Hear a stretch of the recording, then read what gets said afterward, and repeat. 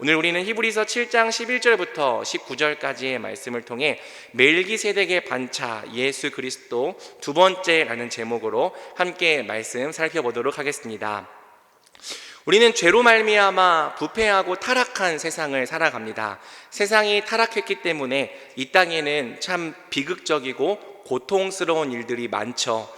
이 땅에는 십계명의 제5에서 십계명이 금하고 있는 모든 일들이 정말 비일비재하게 벌어집니다. 부모를 경멸하고요, 이웃을 살인합니다. 간음하고 도둑질하죠. 거짓 증언하고 탐욕이 끊이지 않습니다. 그래서 비단 종교를 믿는 사람들뿐 아니라 종교를 믿지 않는 사람들도 이 세상이 뭔가 망가져 있다라는 데에 대부분 동의를 하게 되는 거죠. 당연히 이런 문제들을 해결하기 위한 다양한 이론, 철학, 정책, 시도들이 있어 왔습니다. 어떤 사람은 교육의 중요성을 강조했고요, 어떤 사람은 강력한 법치를 강조했죠. 어떤 사람들은 부의 공정한 분배를 주장했고요, 어떤 사람은 민주적인 정치 구조를 논하기도 했습니다. 어떤 사람은 과학의 발전이 결국에는 이 모든 문제를 해결해 주리라 믿고 있기도 하죠. 이 모든 노력들이 다 쓸데없었다고 말하기는 어렵습니다. 실제로 많은 부분이 유익했고 오늘날 현대 사회에도 대부분 적용이 되고 있죠.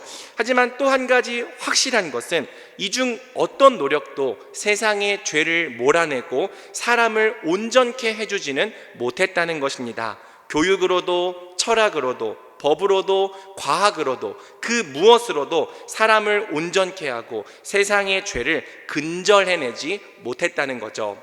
왜? 성경은 말합니다. 모든 사람이 죄를 범하였음에 하나님의 영광에 이르지 못했다. 사람이 근본적으로 하나님과 단절된 죄인이기 때문이라는 거죠. 사람 안에 있는 이 근본적인 죄성을 해결하지 못하는 이상 세상은 그 어떤 방법으로도 죄를 근절하고 사람을 온전케 할 수가 없다는 것입니다. 그래서 여러분, 우리는 묻게 되는 거죠. 그렇다면 기독교는 할 수 있는가? 즉 복음은 과연 사람을 온전케 하고 이 세상의 죄를 근절할 수 있는가? 만약 복음이 사람을 온전케 할 수 없다면 기독교는 감히 구원의 종교를 자처할 자격이 없을 것입니다. 구원은 단지 죽어서 천국에 가는 것뿐 아니라 하나님의 형상으로 사람을 온전케 하는 데까지 포함해야 하기 때문이죠. 또 만약 복음이 타락하고 부패한 이 세상의 대안이 되어주지 못한다면 역시 기독교는 구원의 종교를 자처할 자격이 없을 것입니다. 결국 교육도 못했고 철학도 못했고 법도 못했고 과학도 해내지 못한 일들을 기독교 역시 해내지 못할 뿐이기 때문이죠. 하지만 감사하게도 성경은 복음이 모든 문제의 답이라고 분명하게 선포합니다. 그것도 이 세상의 유일한 답이고 유일한 해결책이라고 우리에게 가르쳐 주고 있죠. 오직 복음만이 사람을 하나님의 형상으로 온전케 합니다.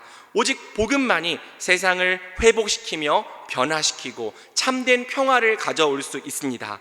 복음은 이미 그 능력을 역사 속에서 수도 없이 많이 입증해 왔습니다. 사람을 온전케 하고 세상을 변화시키는 권능을 수도 없이 보여주었다는 거죠.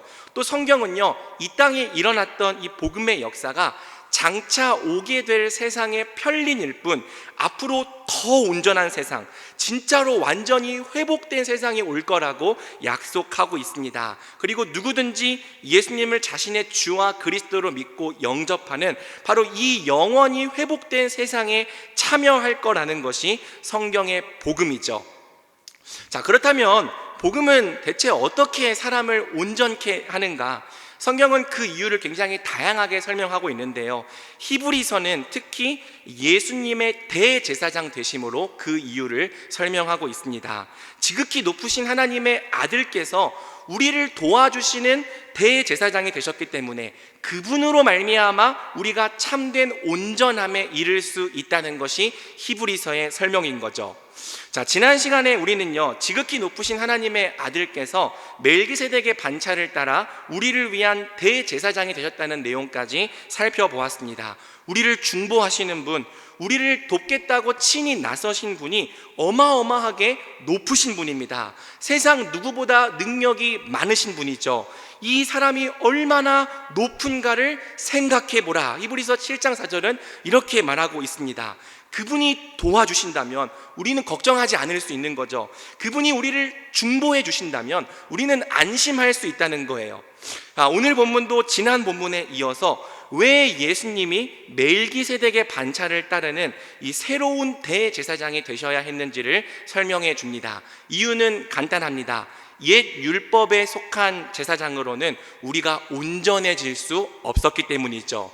반면 새로운 대제사장 예수 그리스도는 우리를 능히 온전케 하실 수 있기 때문입니다. 자, 그러므로 예수님께서 멜기세덱의 반차를 따라 우리의 대제사장이 되셨다는 그 두 번째 의미를 우리가 함께 본문을 통해 살펴보도록 하겠습니다. 자, 먼저 11절은 이미 레위 계통의 제사장이 있었음에도 불구하고 새로운 계통의 제사장이 세워져야 했던 이유를 다음과 같이 설명합니다. 레위 계통의 제사 직분으로 말미암아 온전함을 얻을 수 있었으면 백성이 그 아래에서 율법을 받았으니 어찌하여 아론의 반차를 따르지 않고 멜기세덱의 반차를 따르는 다른 한 제사장을 세울 필요가 있느냐. 자, 하나님께서 레위 계통의 제사장을 폐하시고 새로운 계통의 대제사장을 세우신 이유, 바로 레위 계통의 제사 직분으로는 온전함을 얻을 수가 없었다는 것이죠. 즉 레위 계통의 제사 직분이 불완전했다는 것입니다. 자, 본문을 더 분명하게 이해하기 위해서는 먼저 온전함이라는 것이 무엇인지부터 생각해 볼 필요가 있습니다. 자, 본문에서 온전함이라고 번역된 이 텔레이오시스는요, 완성된 것, 성취된 것을 말합니다. 그래서 일부 주석학자들은 이 텔레이오시스란 단어를 종말론적인 온전함이다 이렇게 주석을 합니다. 표현이 좀 어렵지만 종말, 그러니까 마지막 때에 우리가 갖게 될 완성된 모습이 바로 온전함이라는 거죠. 우리는 장차 예수님 안에서 완전히 거룩한 존재가 될 겁니다. 우리가 장차 예수님 안에서 완전히 회복된 하나님의 형상을 갖게 될 것입니다. 이것이 온전함이라는 거예요. 에베소서 1장 4절에서 5절은 하나님께서 우리를 구원하시고 자녀 삼으신 목적이 바로 이 온전함, 장차 완성될 거룩함에 이르게 하는 것이라 증언하는 거죠. 곧 창세전에 그리스도 안에서 우리를 택하사 우리로 사랑 안에서 그 앞에 거룩하고 흠이 없게 하시려고 그 기쁘신 뜻대로 우리를 예정하사 예수 그리스도로 말미암아 자기의 아들들이 되게 하셨으니 아멘. 이 성경이 말하는 온전함은요, 굉장히 다각적이고 다면적인 온전함입니다. 또 우리의 내면과 외면 전부를 포함하는 전인격적인 온전함이기도 하죠. 우리는요, 하나님과의 관계에 있어서 온전해야 합니다. 하나님과 우리 사이에 가로막힌 것이 하나도 없이 온전한 교제와 참된 교통이 이루어져야 하는 거죠. 또 우리는 이웃과의 관계에 있어서도 온전함을 누려야 돼요. 거짓과 다툼, 살인과 시기가 없이 진실하게 하나가 되고 서로를 사랑하는 한 몸이 되어 살아가야 하는 거죠. 우리는 하나님의 형상에 있어서도 온전해야 합니다. 에베소서 4장 24절은 회복된 하나님의 형상을 이렇게 정의해요. 하나님을 따라 의와 진리의 거룩함으로 지으심 받은 새 사람을 입으라. 자, 그러니까 하나님의 형상에 있어서 온전해진다는 것은요, 의와 진리와 거룩함으로 지으심 받은 새 사람을 입는다는 거죠. 하나님의 형상에는요, 의의 온전함, 하나님의 뜻을 따라 바르게 살아가는 온전함이 포함되는 것입니다. 또 진리의 온전함, 하나님과 우리 자신을 바르게 알고 바르게 이해하는 지식의 온전함이 포함되는 거죠. 또 거룩의 온전함, 죄로부터 구별되고 거룩하게 살아가는, 하나님을 위해 구별된 삶을 살아가는 온전함이 포함된다는 거예요. 우리는 의와 진리, 거룩, 하나님의 형상에 있어서 모두 온전한 자가 되어야 하는 거죠. 또 참된 온전함은요, 내면과 외면의 온전함을 함께 포함합니다. 우리가 이루어야 될 온전함은 이 속은 악한 것으로 가득하지만 외면만 그럴싸한 외식이 아니고요, 마음까지도 깨끗한 전인격적인 온전함이 되어야 하는 거죠. 이처럼 하나님은요, 우리를 온전한 사람, 온전한 백성 되게 하시려고 우리를 구원해 주셨습니다. 그래서 성경은 이렇게 말해요. 레위기 11장 45절입니다. 나는 너희의 하나님이 되려고 너희를 애굽 땅에서 인도하여 낸 여호와라. 내가 거룩하니 너희도 거룩할지어다. 또 마태복음 5장 48절은 이렇게 말하죠. 하늘에 계신 너희 아버지의 온전하심과 같이 너희도 온전하라. 우리를 온전해지도록 부르신 거예요. 이 부르심을 따라 우리는 관계에 있어서도, 거룩에 있어서도, 인격에 있어서도, 의와 사랑에 있어서도 모든 면에서 하늘 아버지의 온전하심을 닮아가는 자들이 되어야 하는 거죠. 사랑하는 여러분, 우리에게 구원이 필요한 이유는요, 사실 우리가 온전하지 못하기 때문입니다. 우리가 죄인이라는 것에는요, 우리가 범죄한 책임을 갖고 있다는 의미도 있습니다. 하지만 동시에 우리가 죄인이라는 그 의미 속에는요, 우리가 망가졌다는 뜻이 있는 거예요. 우리가 부패했다는 뜻이 있고, 우리가 온전하지 못하다라는 뜻이 있는 거죠. 하나님을 떠난 모든 죄인들은요, 망가졌습니다. 부패했어요. 본래 하나님이 주셨던 온전함을 잃어버렸습니다. 이 온전함을 잃어버렸기 때문에 사람이 비참하다는 거예요. 괴롭고 고통스러운 삶을 살아간다는 거죠. 파멸과 고생이 그 길에 있어서 평강에 이르는 길을 찾아내지 못한다는 겁니다. 우리가 저지른 죄에 대해서 변명할 수 없는 죄인이죠. 하지만 또 한편으로는 우리가 그렇게 살고 싶어서 살았던 것은 아니기도 합니다.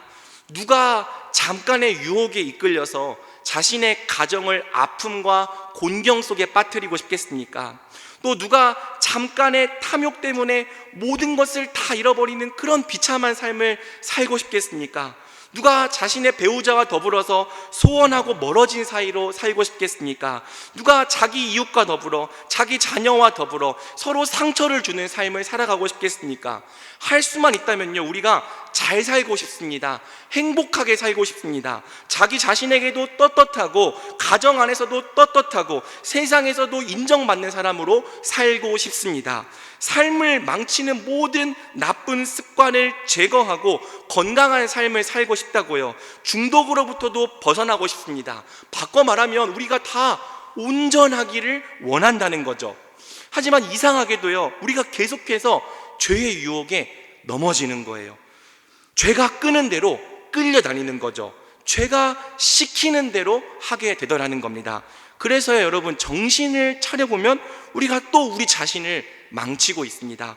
정신을 차려보면은 우리 주변 사람들을 아프게 하고 있습니다. 세상에서도 설 자리를 잃어가고 있는 거죠. 대체 왜 우리가 그렇게 비참하게밖에 살 수가 없는가? 온전함이 없기 때문이라는 거예요.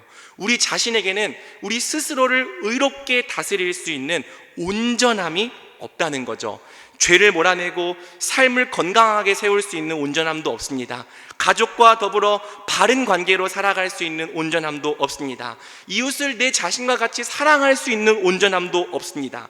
그리고 궁극적으로 이 모든 복의 출처가 되시는 우리 하나님과 바른 관계로 살아갈 수 있는 온전함이 우리에게 없습니다.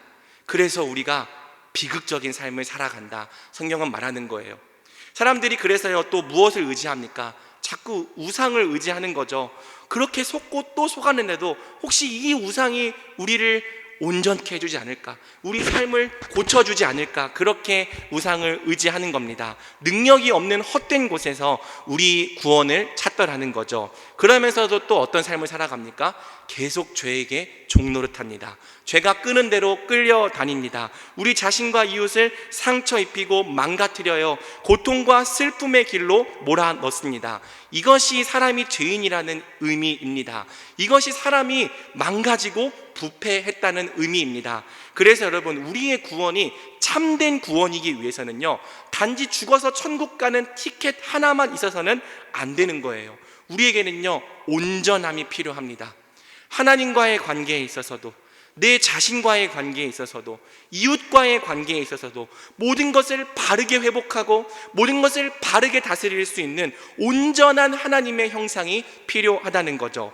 온전함을 얻지 못한다면 우리는 언제까지나 죄의 열매로 고통당할 겁니다. 우리에게는요, 다 거룩하고 흠이 없게 되는 구원, 온전함에 이르는 구원이 필요하다는 거죠. 자, 그런데요, 구약 시대에는요, 문제가 있었습니다.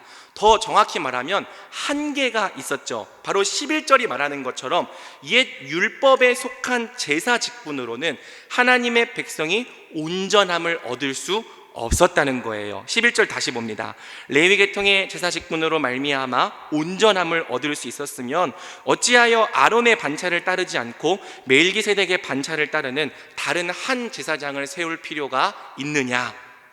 여러분, 제사장의 존재 목적은 우리가 생각하는 것처럼 단지 제사만 열심히 잘 드리면 되는 것이 아닙니다. 제사장의 진정한 존재 목적은요, 하나님의 백성을 온전하게 하는 거예요. 하나님의 백성이 모든 면에서 참된 온전함에 이를 수 있도록 그들을 도와주고 그들을 중보하는 것이 제사장의 사명입니다. 그것을 위한 제사 제도였고 그것을 위한 제사 직분이었다는 거죠. 하지만 율법을 따라 세워진 레위 계통의 이 옛 제사장들은 하나님의 백성을 능히 온전케 할 수가 없었다는 거예요. 크게 두 가지 이유 때문에 그랬다는 거죠. 자, 첫 번째는요, 율법 자체가 연약하고 무익했기 때문입니다. 여기서 말하는 율법은요, 옛 제사 제도를 말하는 거예요. 18절과 19절 상반절은 다음과 같이 말합니다. 전에 있던 계명은 연약하고 무익함으로 폐하고 율법은 아무것도 온전하게 못할지라. 율법, 곧 옛 제사 제도가 연약하고 무익했다. 그래서 아무것도 온전케 하지 못했다. 바로 이 내용이 앞으로 우리가 히브리서 9장과 10장에서도 계속 살펴보게 될 내용입니다. 계속 보게 되겠지만 그래도 간단히 이 내용을 살펴보자면 그 핵심은 히브리서 10장 1절에 기록되어 있습니다. 우리 함께 10장 1절 읽어볼까요? 시작. 율법은 참 형상이 아니므로 해마다 늘 드리는 같은 제사로는 나아오는 자들을 언제나 온전하게 할 수 없느니라. 자, 무슨 뜻입니까? 율법은 장차 올 좋은 일의 그림자였다.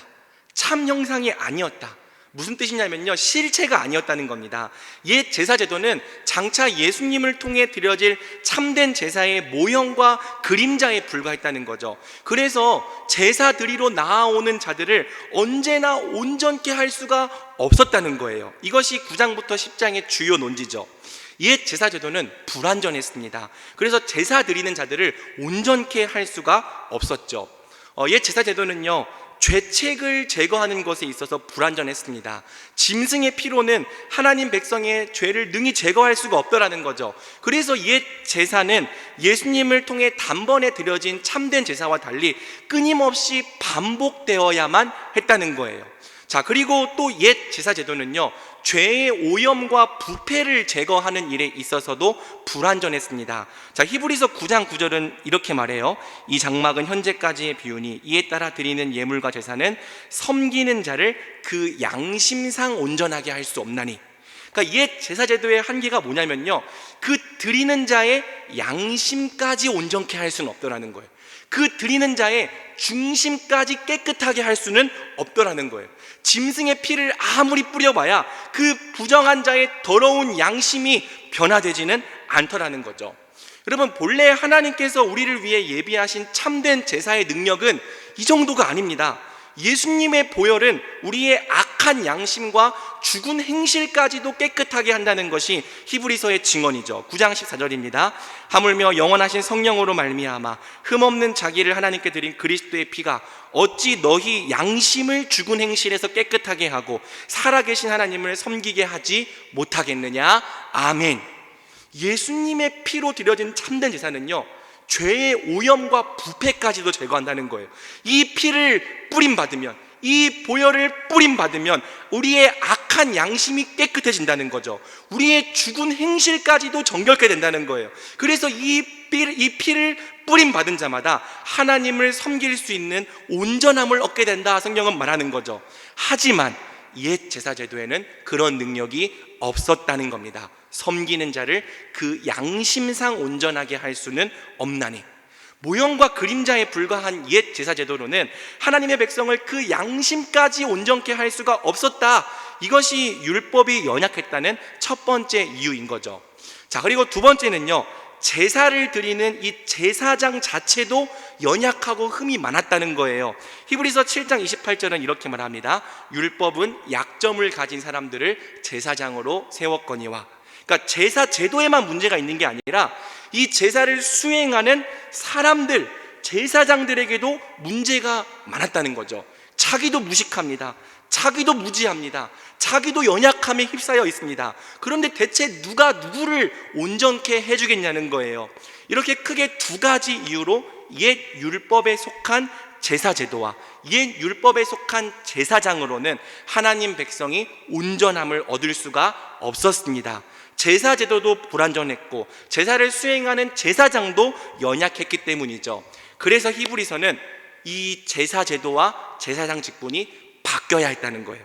하나님 백성이 온전함을 얻을 수 있도록 제사 직분도 바뀌어야 했고 제사 제도 역시 바뀌어야 했다라고 말하는 겁니다. 자, 그게 오늘 본문의 12절이죠. 제사 직분이 바꾸어졌은즉 율법도 반드시 바꾸어지리니. 여기서 말하는 율법은 제사 제도를 말하는 거예요. 제사 제도가 바뀌어야 했다. 왜? 하나님이 주신 이 새로운 제사장과 새로운 제사제도, 즉 우리 주 예수 그리스도의 복음 외에는 우리가 어떤 것으로도 온전함을 얻을 수가 없기 때문입니다. 그렇습니다. 사랑하는 성도 여러분, 우리 주 예수 그리스도의 복음 외에는요, 우리가 어떤 것으로도 온전함을 얻을 수가 없습니다. 복음의 실체와 가장 가까웠던 율법, 복음의 그림자였던 율법으로도 온전함을 얻을 수가 없었다면요, 그 근처에도 가지 못하는 세상의 그 어떤 것으로도 우리가 온전함을 얻을 수 없는 거죠. 서론에서 말했던 것처럼 세상을 좋게 만들려 했던 모든 시도가 다 무의미하진 않았습니다. 교육도 필요했고요, 철학도 필요했습니다. 법도 필요했고요, 과학도 필요했습니다. 그러나 교육과 철학이, 법과 과학이 사람을 근본적인 죄성으로부터 온전케 할 수 없었죠. 오직 복음만이 사람을 온전케 할 수 있기 때문입니다.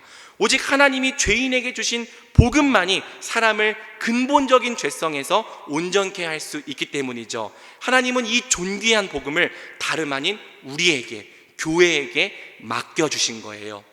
그런데 사랑하는 여러분, 만약 교회가 이 복음을 전하지 않고, 온전케 하는 이 복음을 전하지 않고 다른 것으로 사람들을 온전케 하려 한다면 어떤 일이 벌어지겠습니까? 세상 누구도 온전함을 얻을 수 없게 됩니다. 하나님은 교회에게 온전케 하는 복음을 맡기셨는데 교회마저 이 온전케 하는 복음을 전하지 않는다면 세상은 그 누구도 온전케 하는 복음을 들을 수 없고 온전케 될 수가 없을 거라는 거죠. 여러분, 예절 교육 중요하지만 예절 교육이 어린 아이들과 청소년들을 하나님의 사람으로 온전케 하는 거 아닙니다. 법과 규칙도 중요하고요, 또 전통도 중요하지만 법과 규칙, 전통이 우리 청소년들과 청년들을 온전케 하는 거 아닙니다.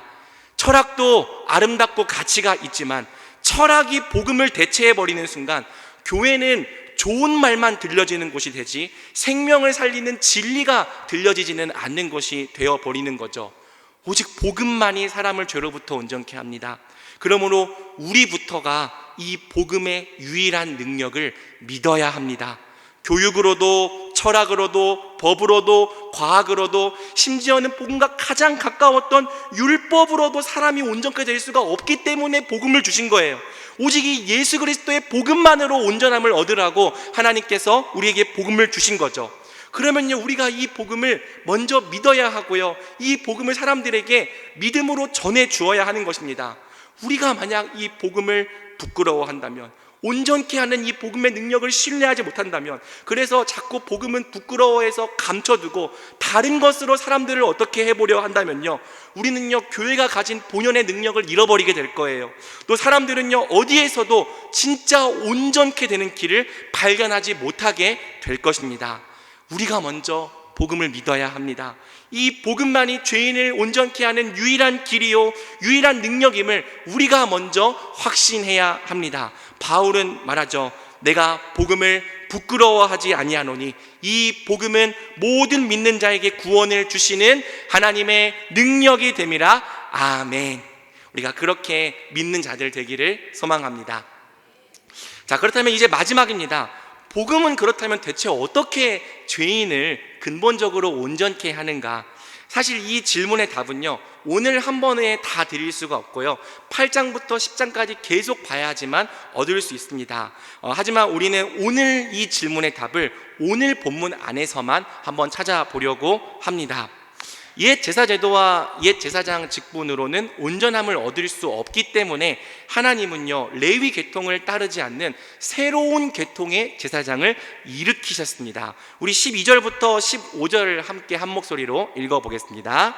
제사 직분이 바꾸어졌은즉 이것은 한 사람도 제단 일을 받들지 않는 다른 지파에 속한 자를 가리켜 말한 것이라. 우리 주께서는 유다로부터 나신 것이 분명하도다. 이 지파에는 모세가 제사장들에 관하여 말한 것이 하나도 없고 멜기세덱과 같은 별다른 한 제사장이 일어난 곳을 보니 더욱 분명하도다. 아멘. 이 말씀처럼 예수님은 레위 지파가 아닌 유다 지파에서 나셨습니다. 지난번에 살펴본 것처럼 예수님은 레위 계통 아론의 반차가 아니라 멜기세덱의 반차를 따르는 별도의 별다른 제사장으로 세워지신 거죠. 자, 그런데 중요한 것은요, 예수님께서 대체 무엇으로 멜기세덱의 반차를 따르는 새로운 제사장으로 세워지셨냐는 거예요. 우리 16절을 함께 한 목소리로 읽어보겠습니다. 시작. 그는 육신에 속한 한 계명의 법을 따르지 아니하고 오직 불멸의 생명의 능력을 따라 되었으니 아멘. 자, 16절은요, 예수님께서 육신에 속한 한 계명의 법을 따르지 않고 오직 불멸의 생명의 능력을 따라 대제사장으로 세워지셨다라고 이야기를 하는 거죠. 자, 여기서 말하는 육신에 속한 계명은요, 아론의 후손을 제사장으로 세우라는 율법의 규례를 말하는 겁니다. 예수님은 이 규례를 따라서 제사장 되지 않으셨죠. 그럼 무엇으로 제사장이 되셨는가? 불멸의 생명의 능력을 따라 되셨다라고 성경은 증언하는 겁니다. 이 불멸의 생명의 능력이 대체 무엇인가에 대해서는 두 가지 이해가 있어요. 하나는 예수님께서 본래 하나님의 아들로서 가지신 이 신성으로 이해를 하는 거죠. 예수님 본래부터 영원하신 분이었습니다. 시작도 없으시고 생명의 끝도 없으신 분이었죠. 예수님은 그 본유적인 신성으로 대제사장이 되셨습니다. 자, 그리고 또 다른 이해는요, 이 불멸의 생명을 예수님께서 순종을 통해 받으신 부활의 생명으로 이해하는 거예요. 자, 예수님은요, 이 살아있는 모든 기간 동안에 완전하신 순종을 아버지께 드렸습니다. 그리고 그 완전한 순종에 대한 이 언약의 상급으로서 아버지께 영원한 생명, 불멸의 생명, 부활의 생명을 받으신 거죠. 그 생명으로 높아지셨고요, 그 생명으로 하나님 우편에 앉아 멜기세덱의 반차를 따르는 의와 평강의 왕, 영원한 대제사장이 되셨습니다. 그러니까 정리하면 예수님은요, 신성, 하나님의 아들로서도 대제사장이 되셨고, 인성, 우리를 위해 받으신 영생으로서도 대제사장이 되셨다는 거죠. 자, 이렇게 이해하면요, 15절도 조금 다르게 이해하는 것이 가능합니다. 자, 15절은 멜기세덱과 같은 별다른 한 제사장이 일어났다라고 말하는데요, 이 일어났다라는 단어가 성경 다른 곳에서 보면은 부활을 의미하는 경우로 종종 쓰이더라는 거죠. 멜기세덱과 같은 별다른 한 제사장이 일어난 것을 보니 더욱 분명하도다. 그러니까 예수님은요, 제사장으로 일어나신 거예요.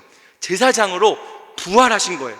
우리를 위하여 죽으시고 우리를 위하여 부활하실 때 멜기세덱의 반차를 따르는 영원한 왕으로서, 또 우리를 위한 영원한 대제사장으로서 예수님은 부활하신 거죠. 그래서 17절은 말합니다. 증언하기를 네가 영원히 멜기세덱의 반차를 따르는 제사장이라 하였도다. 여러분, 예수님께서 부활 생명으로 대제사장 되셨다는 것이 중요합니까? 중요합니다. 예수님은요, 바로 이 부활 생명으로 우리를 도와주시고 이 부활 생명으로 우리를 온전케 하시기 때문이죠. 예수님이 우리를 도와주시는 방법은요, 단지 옆에서 힘내라, 화이팅, 내가 너를 응원하고 있다, 그 정도가 아닙니다.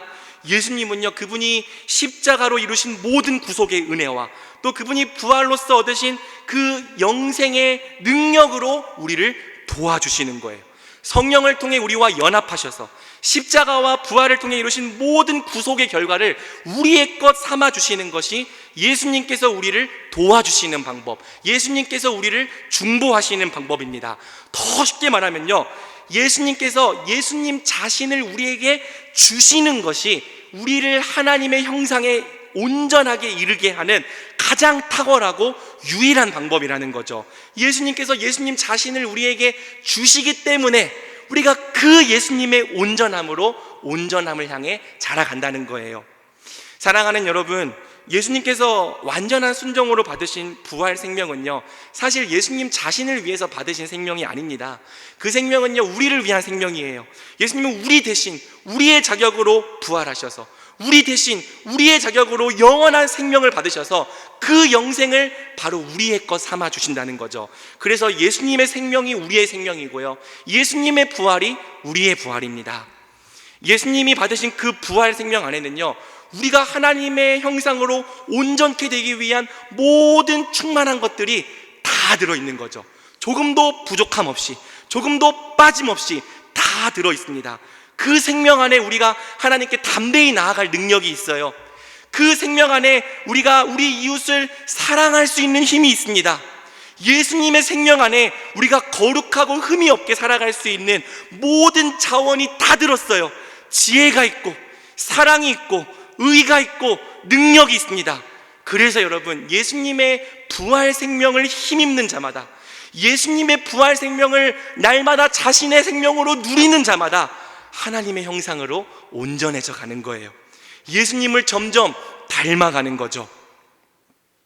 신앙생활은요, 우리의 능력으로 사는 것이 아니라 우리 안에 이미 주어진 불멸의 생명의 능력, 예수님의 부활 생명으로 살아가는 것입니다. 더 이상 우리는 우리 자신의 능력으로 살지 않아요. 우리가 우리 자신을 부인하고 날마다 우리에게 주신 이 부활 생명을 의지하며 살아가고자 한다면 예수님께서 친히 이 생명으로 우리를 도우십니다. 친히 이 생명으로 우리를 중보하십니다. 친히 이 생명으로 우리를 온전케 하십니다. 그래서요, 우리가 말씀과 기도와 또 성도의 교제와 성찬을 통해 부활 생명을 힘입으면 힘입을수록 우리의 모든 삶이 모든 영역에서 점점 온전해져 가는 거죠. 관계가 온전해져 가고요, 우리의 전 인격이 온전해져 갑니다. 우리의 삶이 바르게 되고요, 또 건강해져 가요. 하나님과의 관계에 있어서 바르게 서게 돼요. 담대하게 서게 됩니다. 전에는 죄책감 때문에 도저히 나아갈 자신이 없었는데 그 예수님의 의와 예수님의 생명으로 이제는 담대히 하나님 앞에 서게 됩니다. 우리 가족을 사랑할 수 있게 돼요. 배우자를 사랑할 수 있게 되고 자녀를 사랑할 수 있게 됩니다. 가족 안에서 하나님께서 맡기신 올바른 역할을 감당하게 됩니다. 교회를 사랑과 겸손으로 섬길 수 있게 되고요, 세상으로 나아가서는 세상에서 주께서 맡기신 사명, 빛과 소금의 사명을 능히 감당할 수 있게 되는 거죠. 망가지고 부패했던 우리 안에 이 하나님의 형상이 우리 주 예수 그리스도의 부활 생명 안에서 완전함과 온전함을 얻습니다. 그래서 우리는요, 절대 다른 것에서 온전해지는 길을 찾지 않습니다. 우리는 오직 그분의 생명으로 우리를 온전케 하시는 우리 예수님만을 의지합니다. 이것이 복음이 죄인을 근본적으로 온전케 할 수 있는 이유죠. 예수님께서 그 자신의 부활 생명으로 우리를 날마다 새롭게 하여 주시기 때문입니다. 그런즉 누구든지 그리스도 안에 있으면 새로운 피조물이라, 이전 것은 지나갔으니 보라 새 것이 되었도다. 아멘. 말씀 맺겠습니다. 오직 우리를 위하여 죽으시고 부활하신 예수님만이 우리를 온전케 하십니다. 믿으십니까? 우리 함께 히브리서 12장 2절을 담대히 읽고 기도하러 나아갑시다. 우리 같이 읽습니다. 믿음의 주요 또 온전하게 하시는 이인 예수를 바라보자. 그는 그 앞에 있는 기쁨을 위하여 십자가를 참으사 부끄러움을 개의치 아니하시더니 하나님 보좌 우편에 앉으셨느니라. 아멘. 이 말씀과 같이 오직 믿음의 주요 온전하게 하시는 예수님만 바라봅시다. 그분이 우리를 온전케 하실 겁니다. 그분이 우리를 고치실 거예요. 하나님의 형상으로 온전케 하셔서 거룩하고 흠이 없게 하실 것입니다. 의와 평강과 희락 가운데 살아가게 하실 것입니다. 우리가 속한 모든 곳에서 하나님의 뜻을 이루며 하나님의 나라가 되어 살아가게 하실 것입니다. 오직 우리를 위하여 죽으시고 부활하신 우리 예수님 안에 우리의 유일한 소망이 있습니다. 그러므로 우리 대전중앙교회가 믿음의 주요 온전케 하시는 예수님만 바라보며 참된 온전함을 향해 날마다 자라가는 교회 되기를 우리 주님의 이름으로 간절히 축복합니다. 아멘.